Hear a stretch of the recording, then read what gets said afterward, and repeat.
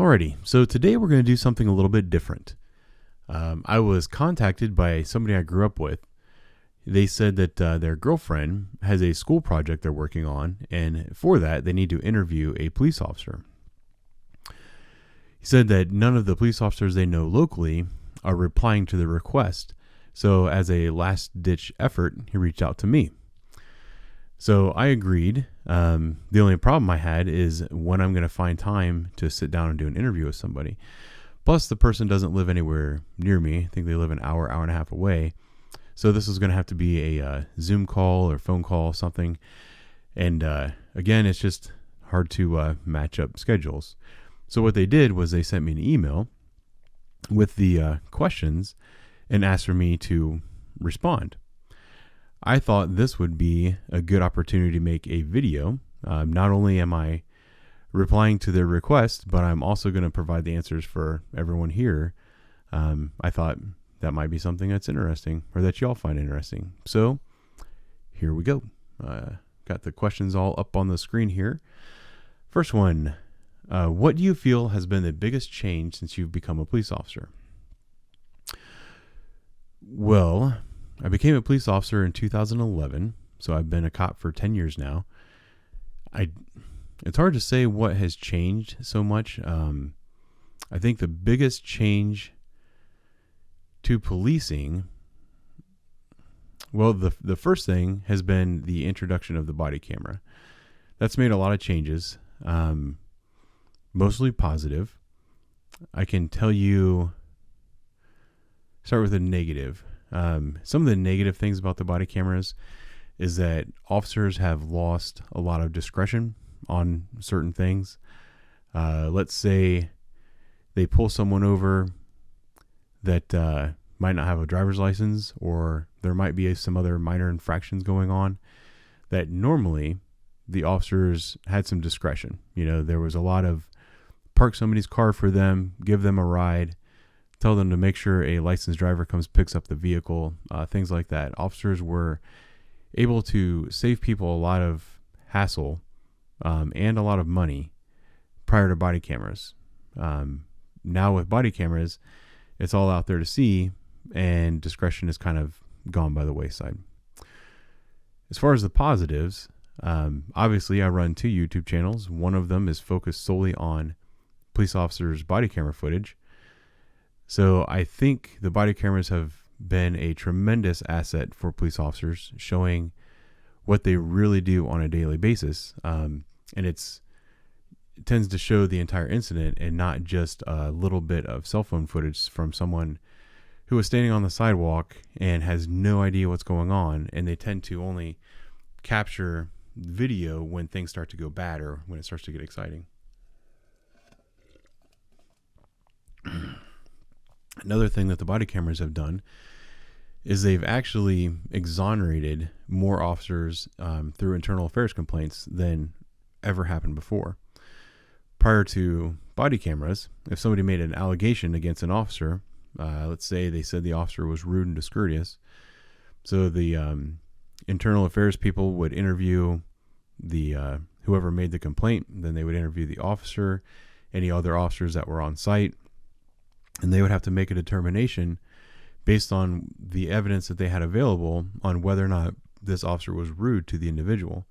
Well, now they can just pull up the body camera footage. So what happens frequently, and this happened to me maybe a year ago, I was directing traffic on the scene of an accident, and somebody drove up to me and wanted to complain about somebody else's driving down the road. Well, if you've ever directed traffic at the scene of an accident, you find that a lot of people lose their ability to drive. It's not really a big deal. Once they get through the crash site, they miraculously remember what they're doing. So this citizen pulled up to me and was yelling and screaming, had a lot of F words and stuff, complaining about this other driver. And I looked at him and I said, well, I'm busy here right now. I remember I grabbed my microphone. I was going to air, hey, I just got flagged down about somebody driving funny in the area. And he said something to the effect of, well, if you're not going to F and do your job, then I'm just going to get the F out of here. And he took off like a bat out of hell. He decided to call internal affairs about that. And luckily with body cameras, I was exonerated because I didn't do anything wrong. And it turns out the person who was rude and discourteous was not me. Another big change, probably the biggest change that I've noticed over the last 11 years, is the political climate and the way police officers are being treated by local politicians. When I became a police officer, we had a mayor who supported the police, and his son was actually a police officer. He's not just a patrol officer anymore. He's gone through a couple of promotions. So that mayor, when there was an incident and it involved somebody shooting at the police or something, and the police shot back, he was not afraid to stand up at a press conference and tell people that he supports his officers. Let's just put it that way. There's been a dramatic shift over the last, I would say, 7 years, since 2014. That's when the Michael Brown incident happened with the whole hands up, don't shoot, which was a lie. But there was a tremendous change in the way politicians treated police officers after that. And we are still seeing the effects of that, to the extent that while officers were responding to violent riots, trying to prevent people from smashing windows, burning cars, and burning down buildings, the local political establishment decided that the best course of action in that case would be to dismiss charges against the rioters and then launch multiple investigations against the police officers, trying to find ways to charge them criminally for their actions. That is a dramatic shift, and that's something that's definitely changed in the last 11 years, 10 years, whatever.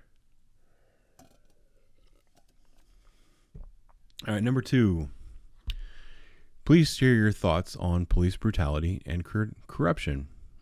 Why do you think it happens? What needs to change? Can it be stopped? This is a interesting question. Answering this question is kind of one of my life's goals. It's my mission. It's what I set out to do on a daily basis with both of my channels. My thoughts on police brutality. My thoughts on police brutality is that it is one of the most overblown and exaggerated topics up for discussion today. Instances of police misconduct are exceptionally rare, to the extent that when the topic comes up, people always bring up the same 4 or 5 incidents. Some of those happened 6-7 years ago.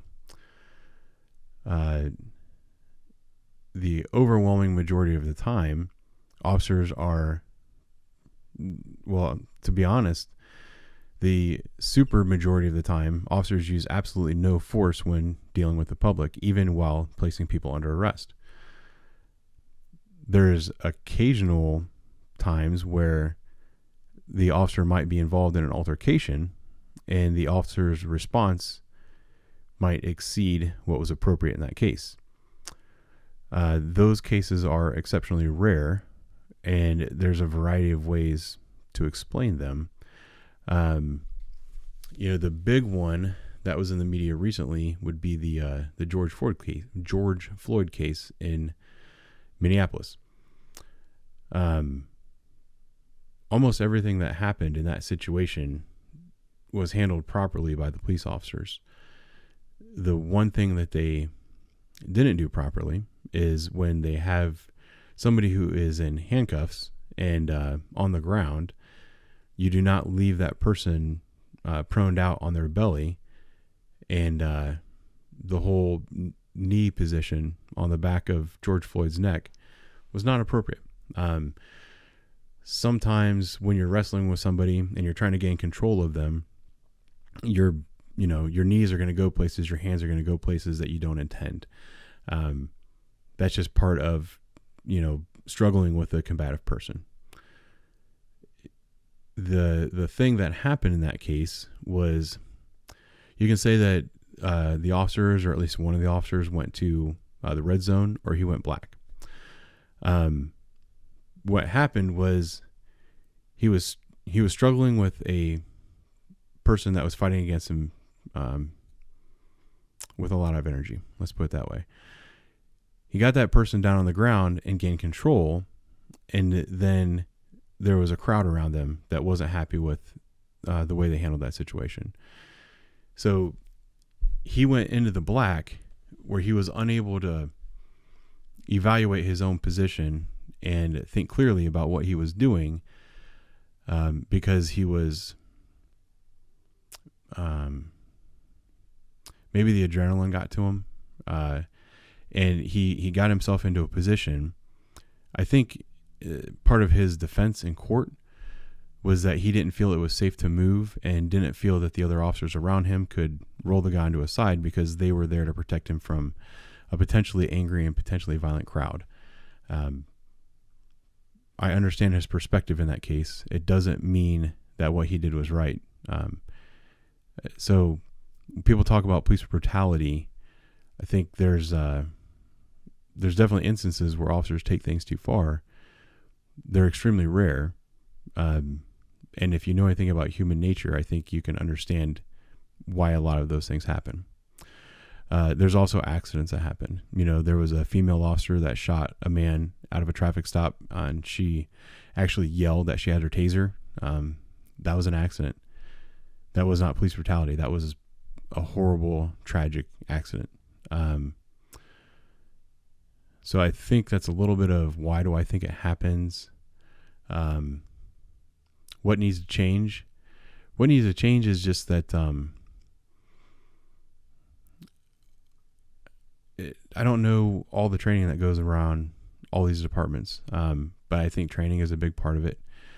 Officers need to be shown videos of these things when they happen, and they need to talk their way through what they would do in that situation. A lot of correction can be made simply by watching other people's mistakes and talking your way through what you would do.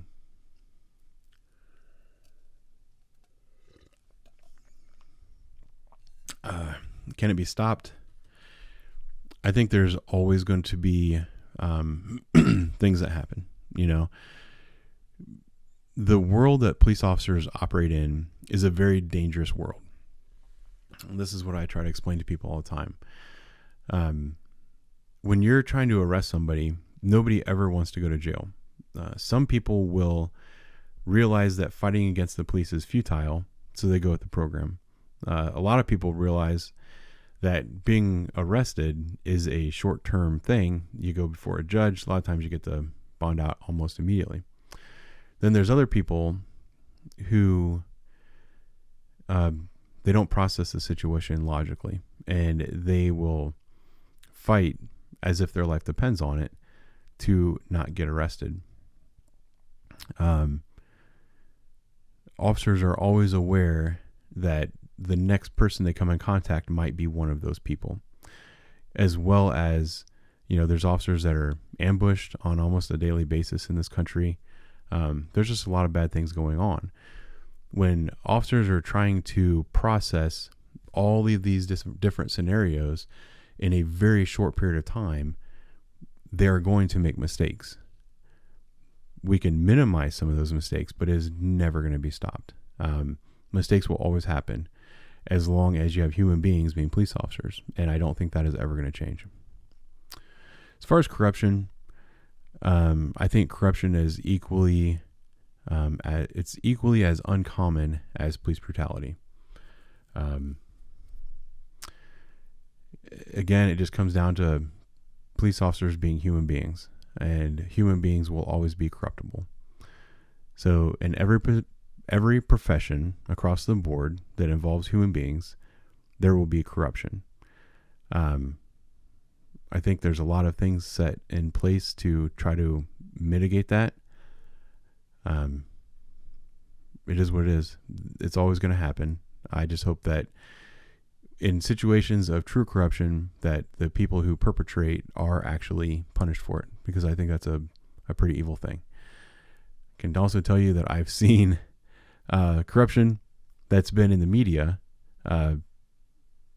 by police officers that was very well known, and that the agency that I work for had somebody at the commander or deputy chief several years ago who was one of those people. Every single officer that I know supported having that individual charged. They wanted that person to go to prison. For some reason, they never did. I don't even think they were ever criminally charged out of any things that they did. And the appropriate authorities were all advised. So I don't know the answer to that. Number 3, do advances in technology make your job safer, efficient, or more productive? You know, there's not a lot of room for technology in police work. The only technology we really use is we have computers that we take reports on. Those computers are also used to look up people for warrants. When people call 911 and we get dispatched on a run, that comes to us through the computer, so we can read what's going on. We can look up almost anything there is to know about a person on the computers that we have. We have body cameras. We have cruiser cameras. A lot of different online resources and stuff that we can use. We have tasers, as well as some other kind of crowd control devices that use loudspeakers and stuff like that. But those are all a pretty small part of what we do. I think ultimately being a police officer is just about interacting with the public on a mostly a one-to-one basis, and understanding how people work, knowing how to give the right advice, and knowing how to motivate people to do the things that you want them to do to resolve situations. Other than maybe future drone technology, I'm not really sure that there's a huge role for technology in this. And I think as society grows, we kind of expect there to be a technological answer for everything. And that's actually one of the things that's made the job less safe, is that people are becoming more taser dependent rather than going hands-on with the person, because you don't want to be that guy who is caught on a cell phone video struggling to control a small female that's 120 pounds, when it's a lot easier just to pop that taser and take them to the ground. Everything looks nice and clean. Or the flip side of that,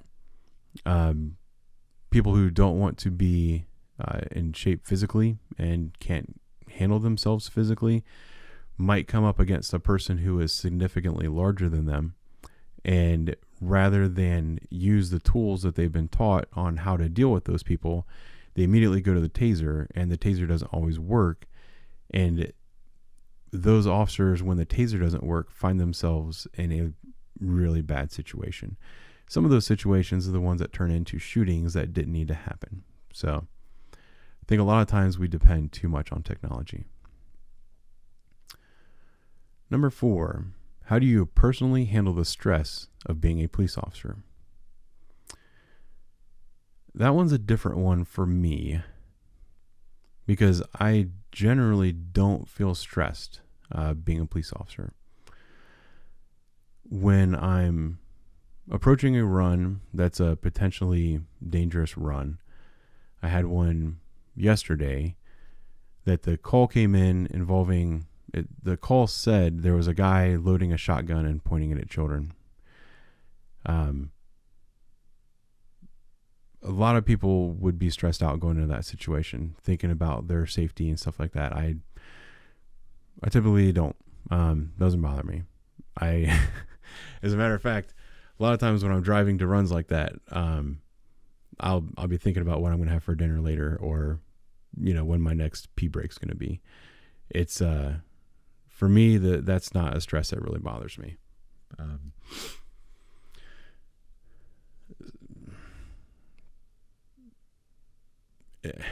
It's a hard one to discuss. For me, the stresses of the job, they come more from a lot of the expectations that are put on us.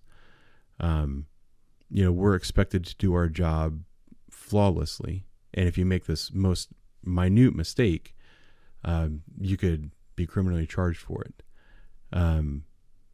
Those are honestly the stresses that affect you more, and they usually come after the fact. Like you took a run involving a couple people, you made a choice, and everybody agreed to this course of action, then you went about your day. The stress comes with, when someone else brings up another option and then they say, oh, well, by the book, you're supposed to do this.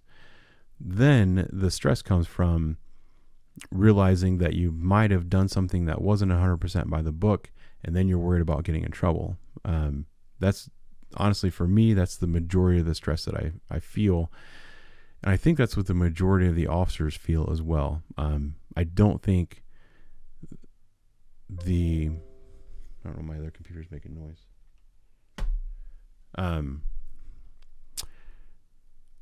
It's not really the day-to-day excitement of the job that stresses officers out. That's my thoughts on it. How do I deal with it? I don't know. I work out a lot. I unplug when I come home. I do not look up cases. I could care less if somebody that I arrested gets a sentence or gets let off. I really don't care. I just unplug, and then it also makes me feel a little bit better doing the kind of YouTube channels that I do with the body camera stuff.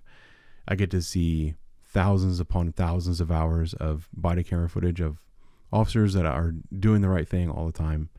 It makes me feel a lot better about the job I do and with the type of people that I work with.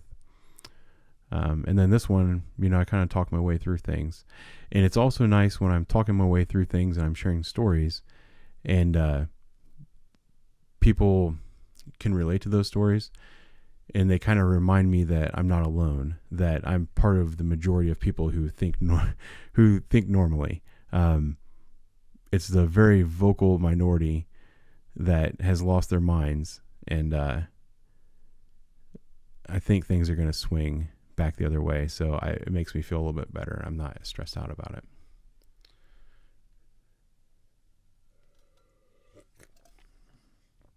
And the last question. Do you think that what society values now has affected your role as a police officer? Yes. I'm not sure what you're considering with that question of what society values now.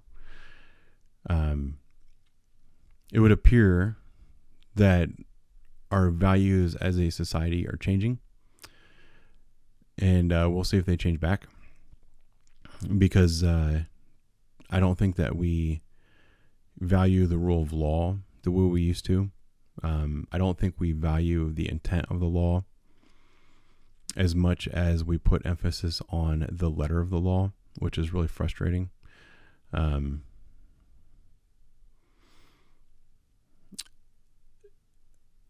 Our society has decided that we are no longer going to use the jails and prisons to punish people, that those systems are only around to rehabilitate people. And with that, we've decided that we're no longer going to incarcerate an awful lot of people, and that we don't want an awful lot of people punished.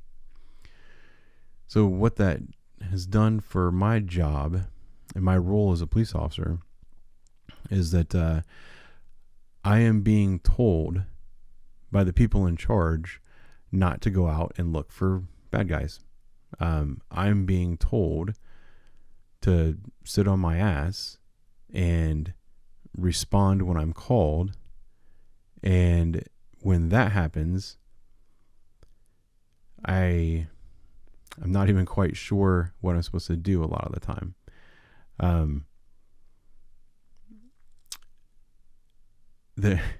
It's funny, I can't go into specifics, but just in the last week or so, there was this giant email chain that came out telling us, hey, when this happens, you have to do this and blah, blah, blah. And we're all talking. We're like, that doesn't sound legal.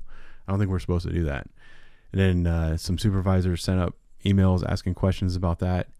And the moral of the story is, after like 3 or 4 days, this whole process that they developed new systems for, new paperwork for, and everything has been completely thrown out. So a lot of times the officers aren't even sure what they're expected to do in certain situations. And it's also, it affects the police officers in a different kind of way too, because there's a lot of crimes that in the past, if we showed up and a person was doing X, you would arrest that person, take them out of the situation, and everything would calm down. As of late, we've been showing up, been told, hey, person is doing X. You're supposed to write up a report and ask the prosecutor to charge that person, and then we have to leave. And if a lot of times we leave, that person keeps acting out, we have to go back. It's just a lot of frustration. Or we catch someone doing something bad, and we have to just release them right there on the street, and then they'll leave and go continue to do what they were doing and not get caught again. So that's something that we as a society have to figure out what we're going to do.